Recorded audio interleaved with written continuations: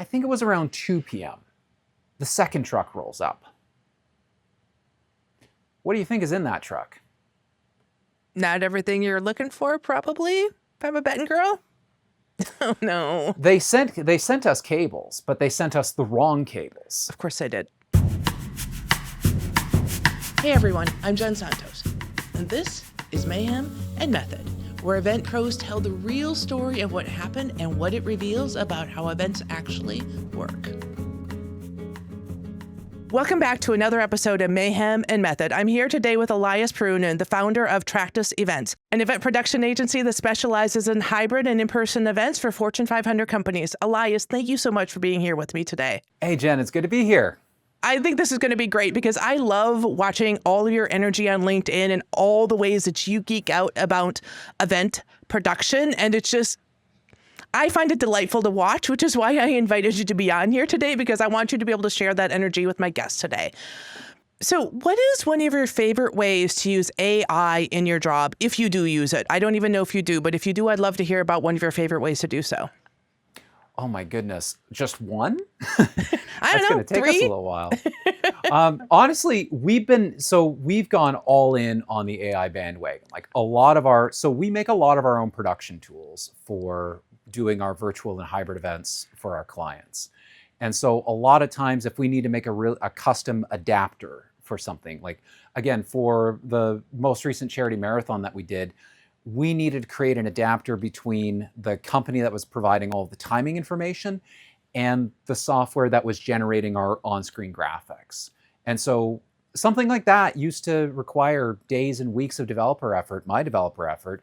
And now I can just stick Codex or, Claude Code or whatever on that problem, and it can make that adapter for me. And it's especially useful if it's going to be like a one-time use, because let's face it, a lot of the events that we produce, sometimes they're one-offs, right? Or they have some aspect that needs to be customized just for them. So using AI to kind of bridge those gaps between, using AI to make client-specific tools and not feel bad about it might not be the most maintainable thing in the world.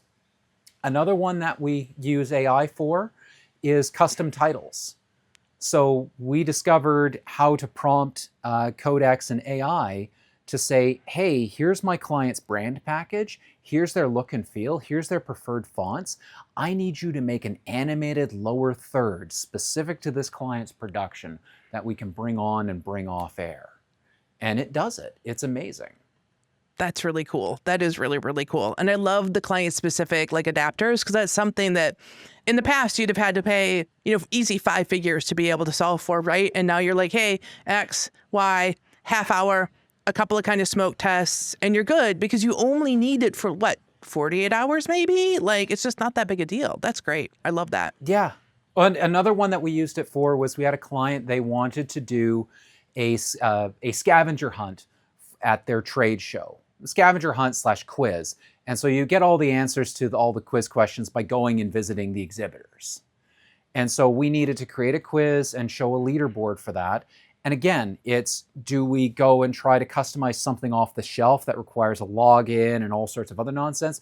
Or realistically, do we just give everybody a code and have them put in their name and then show a scoreboard at the end of it and use AI to generate that? And so we used AI to make the scavenger hunt quiz that we could integrate into the app and throw up on screen to show the leaderboard and do the draw winners. Like that sort of stuff that, that we can do in the span of an evening.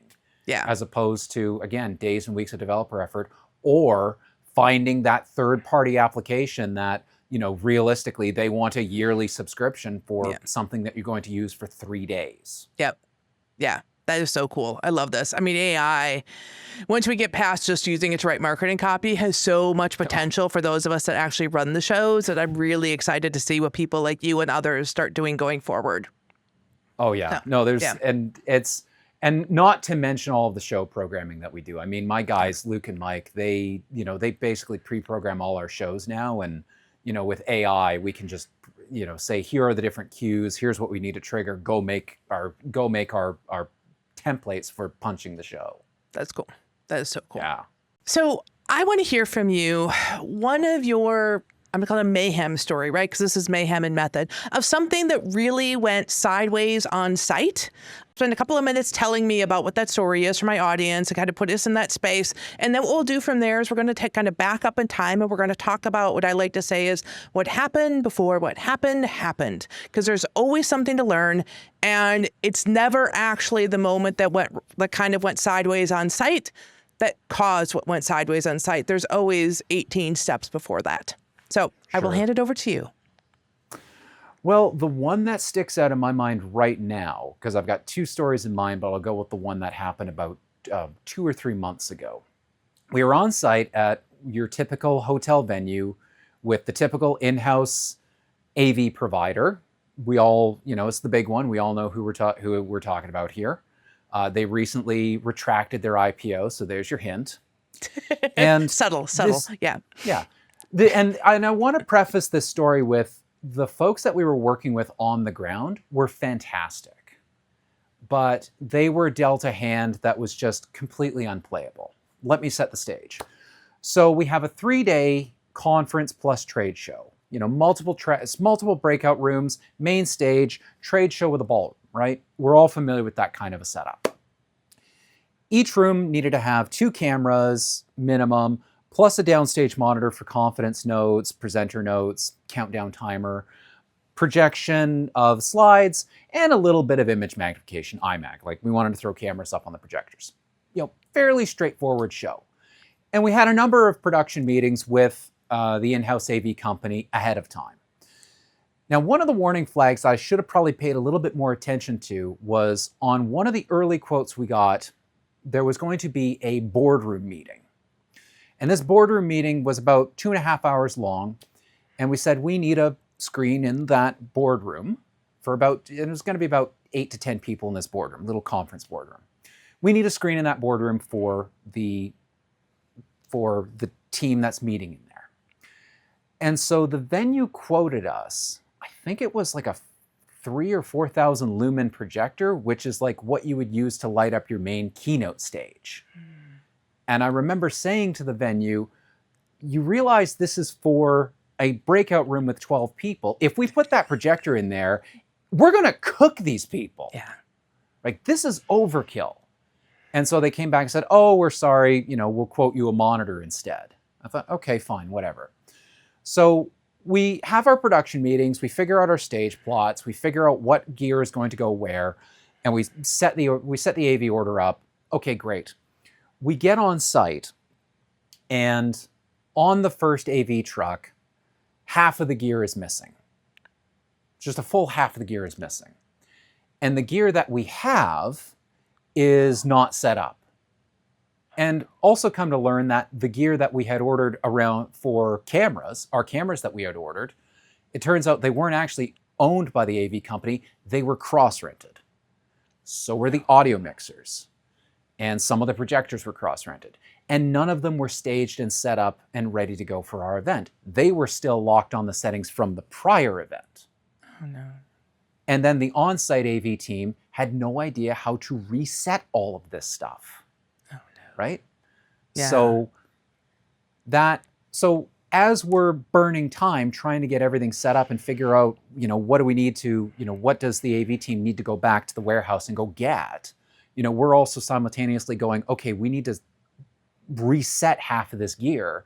We don't know how it's set up right now, right? Like, these cameras are locked. We're going to have to hang them and, do image flipping and all sorts of other stuff. So we go, okay, in order to manage that, we go, okay, let's set up what we've got. We can rough in the cable paths, but you guys are going to have to roll a second truck and get more stuff from the warehouse. And so AV team agrees to that. We roll separate truck, fine. We get to about 11, 12 p.m. We get to 11 a.m., 12 p.m. We're actually making some pretty good headway with the equipment that we've got.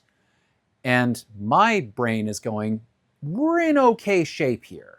We're waiting for some equipment, but if that equipment arrives in a fairly timely fashion, we might still get out of here and be able to do a full crew rehearsal by the time, 3, 4 p.m. hits. I think it was around 2 p.m. The second truck rolls up. What do you think is in that truck? Not everything you're looking for, probably. if I'm a betting girl? Oh, no. They sent us cables, but they sent us the wrong cables. Of course they did. And they still didn't send the second podium that we needed. And we still didn't have all of the cameras that we needed. So now we got to roll a third truck on top of all this stuff. Oh, and man. like, keep in mind, this is our one day to set up, test, rehearse, because opening ceremonies are 8 a.m. tomorrow next morning. Yeah. And you can't keep people there to midnight. I mean, you can, but execs sure as heck aren't going to be wanted. They're doing rehearsal after 5.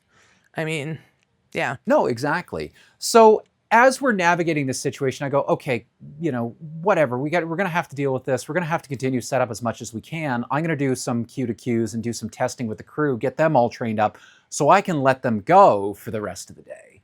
And we do all that stuff. But in the midst of doing all of that testing, we find that some of the Q to Qs are a little bit broken. So it actually was a bit of a blessing in disguise that we had this delay, because it meant we had to focus on some of our tech setup and some of our streaming setup.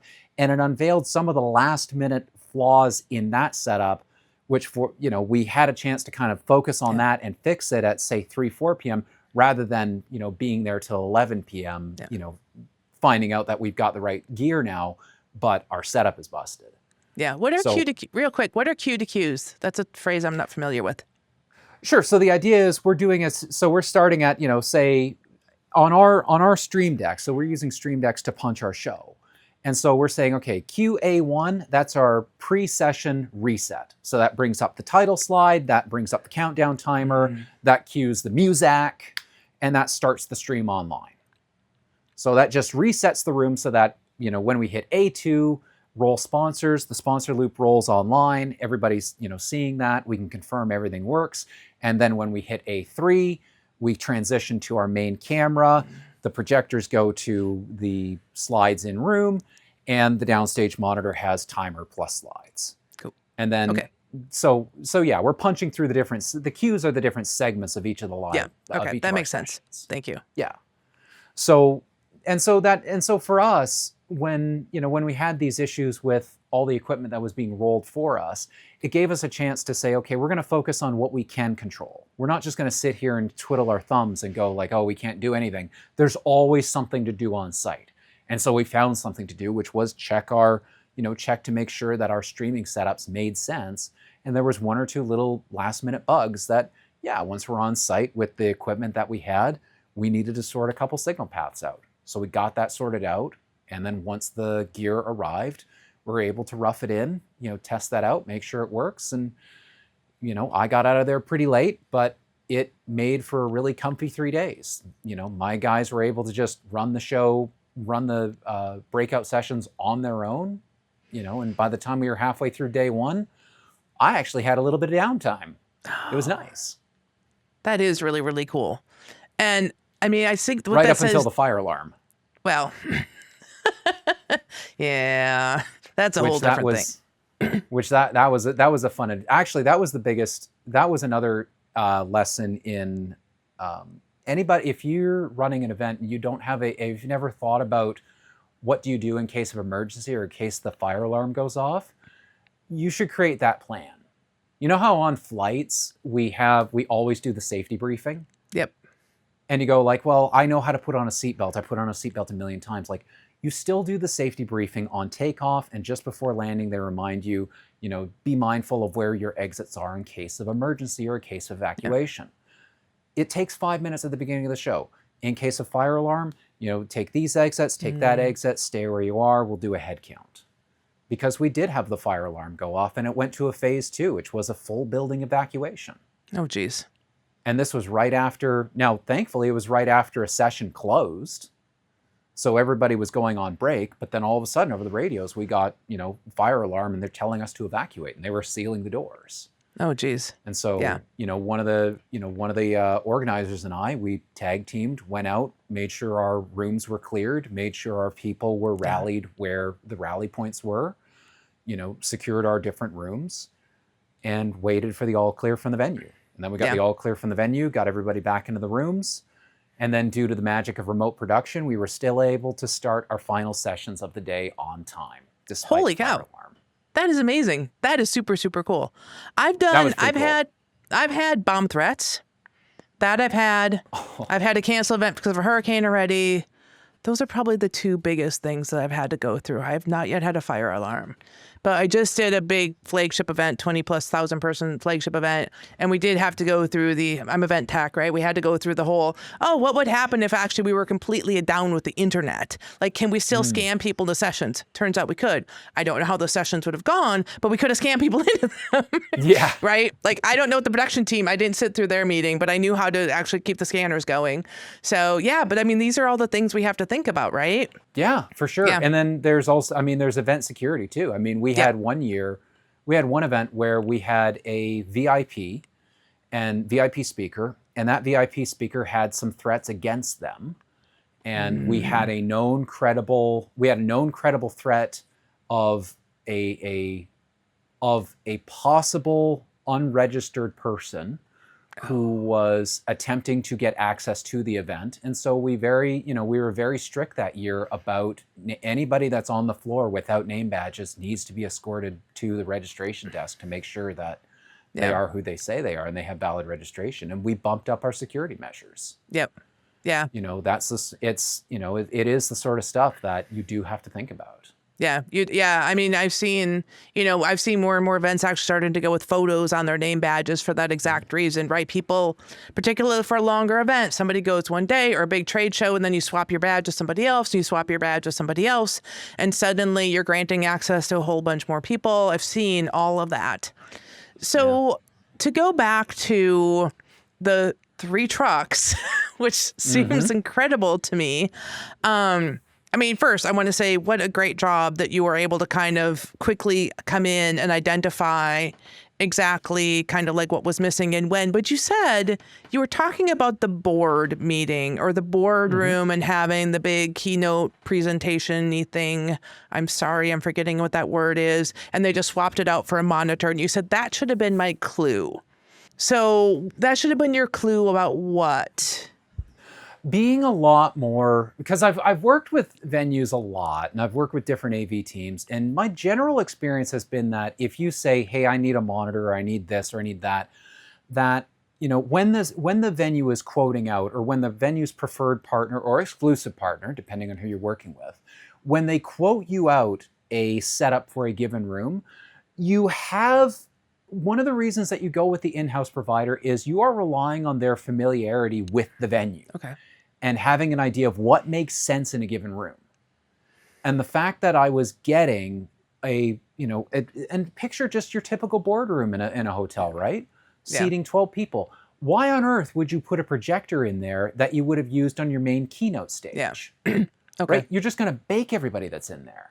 Yeah. And so for me, that was what I should have done in that moment, was actually gone through and said line by line, I need the model numbers of everything that you're going to either rent or cross-rent. Because I need to know this makes sense. Yeah.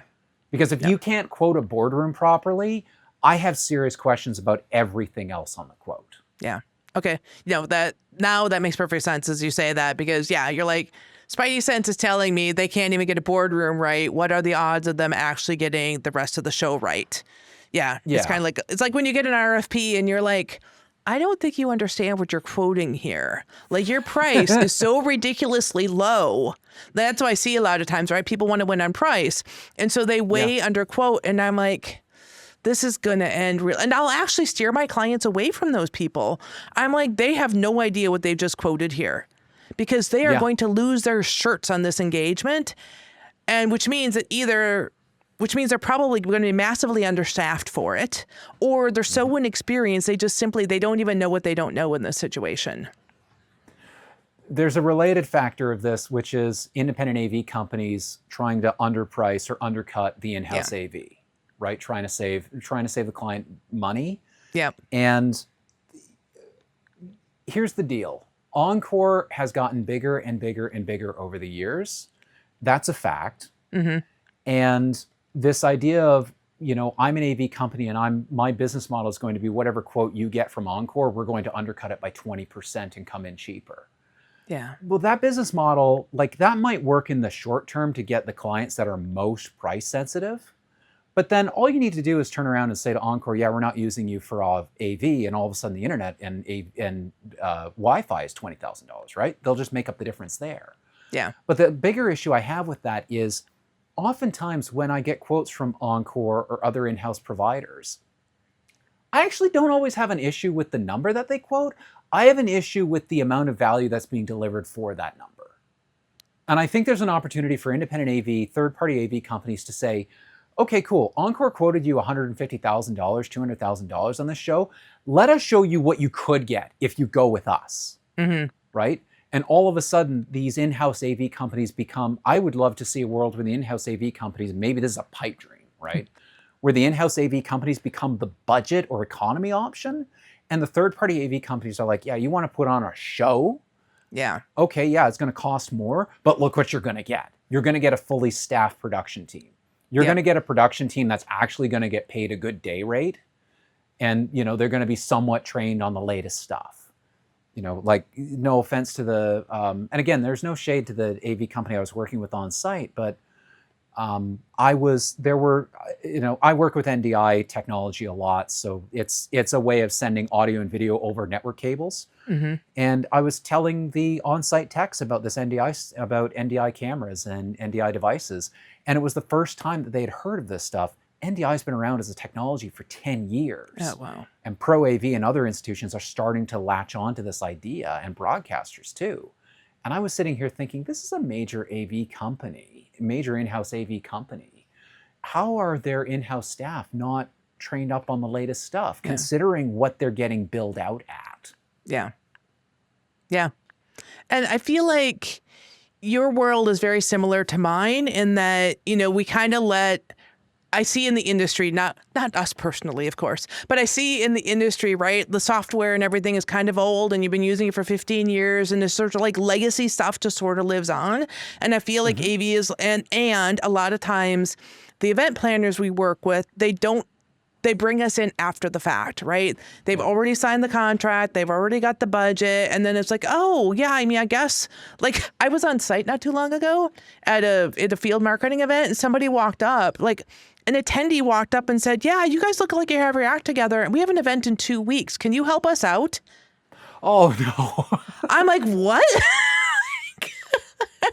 You got, you know, but like they don't think about these things, right? Like they're worrying about floor arrangement and F&B and all the really visible things. And all of a sudden they kind of like the last minute, they're like, oh, yeah, I mean, I guess I need to have somebody, you know, doing badges and a check-in desk and everything. And it's like, oh, yeah, I guess, I mean, I need somebody to run the cameras. And they don't really think about how much more needs to go into that, kind of like what you were talking about, this Q to Q thing, right?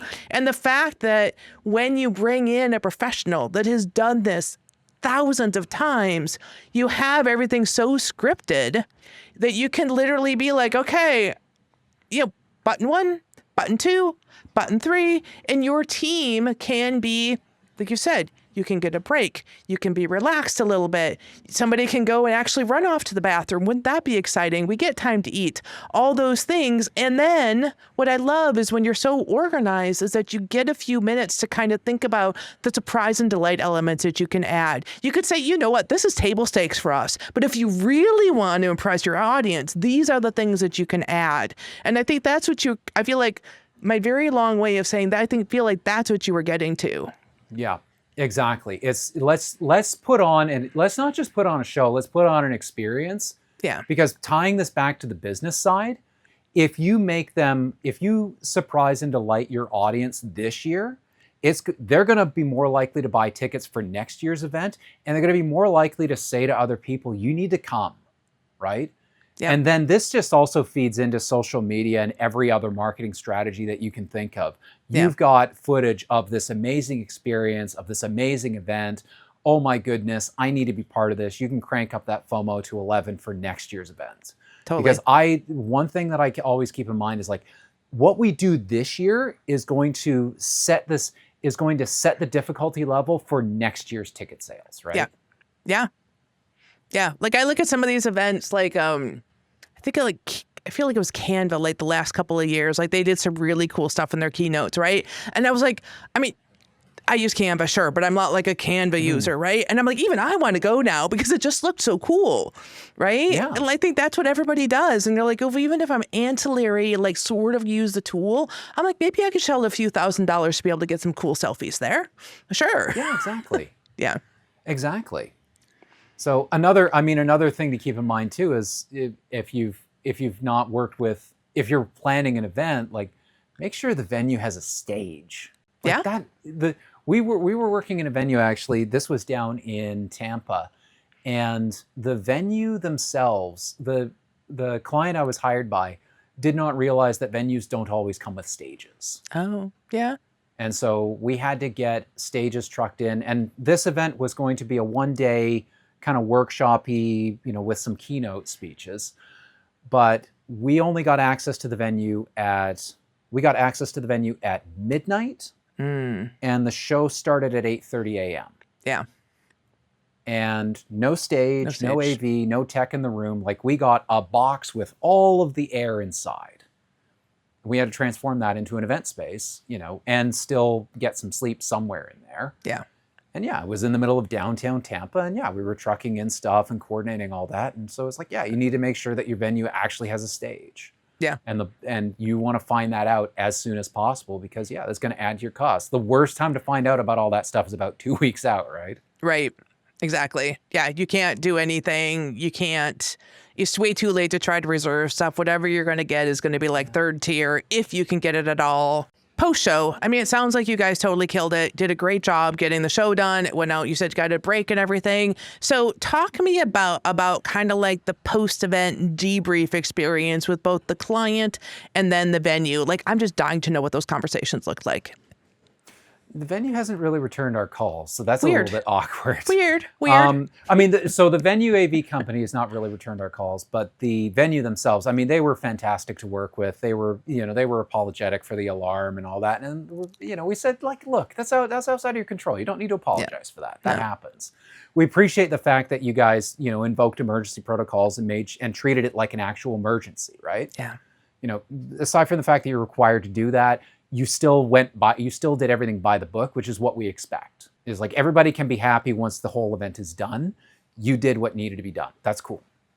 So, but with the client, we were able to supply ISO, isolated recordings of video and audio. So that was a lot of fun. And so the client walked away, very pleased. The production quality was quite high. We made sure that they were insulated from the effects of any of the AV issues that were going on. Mm-hmm. That's kind of what I view my job as. They have 1,000,001 things to be worried about. They've hired me to take care of the AV side, so they don't need to worry about that.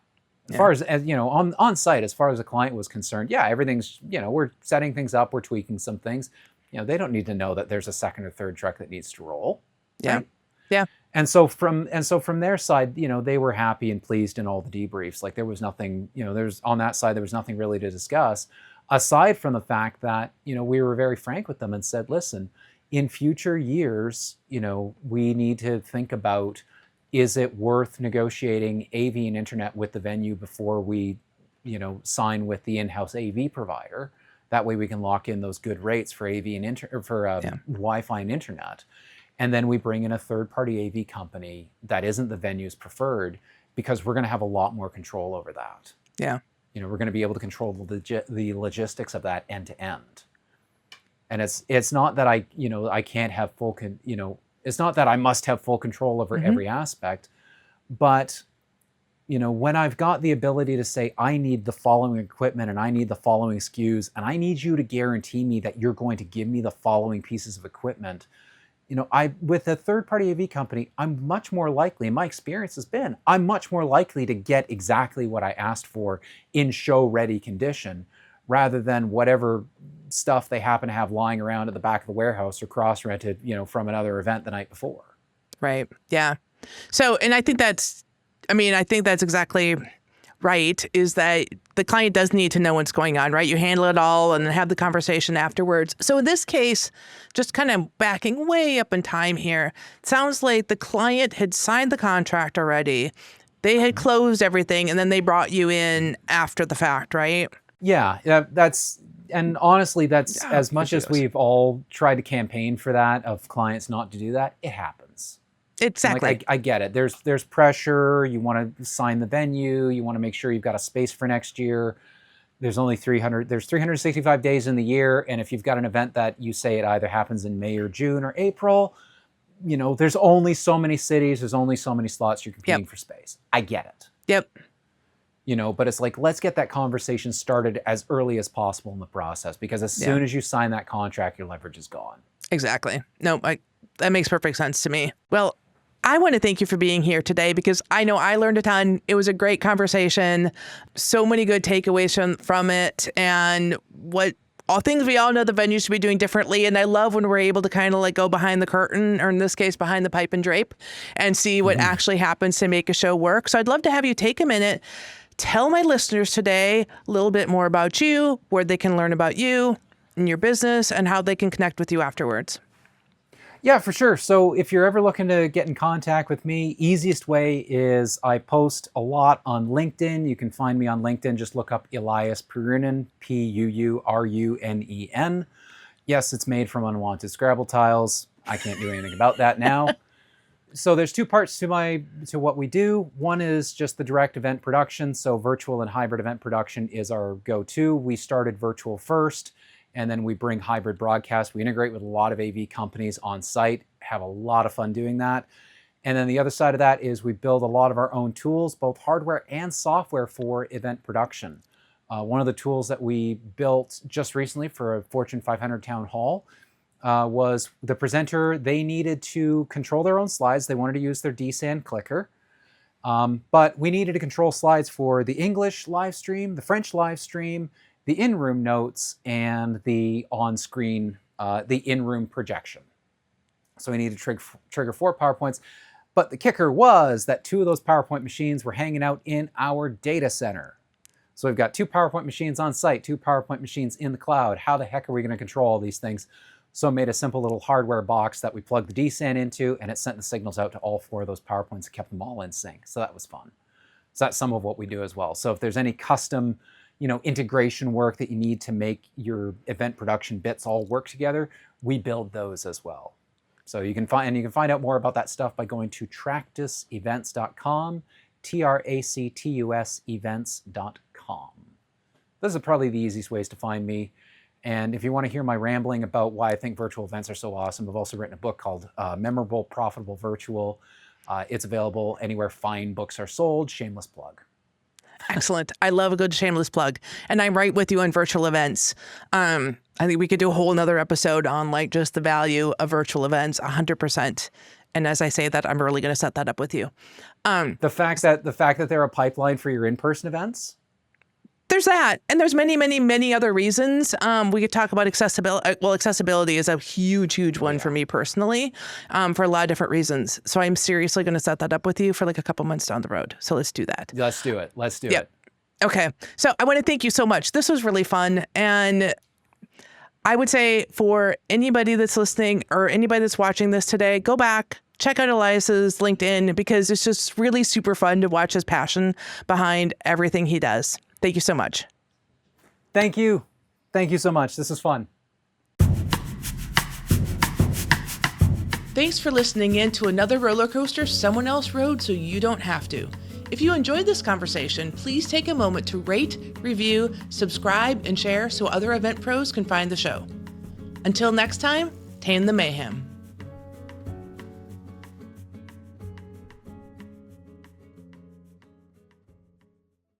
Audiotocracy.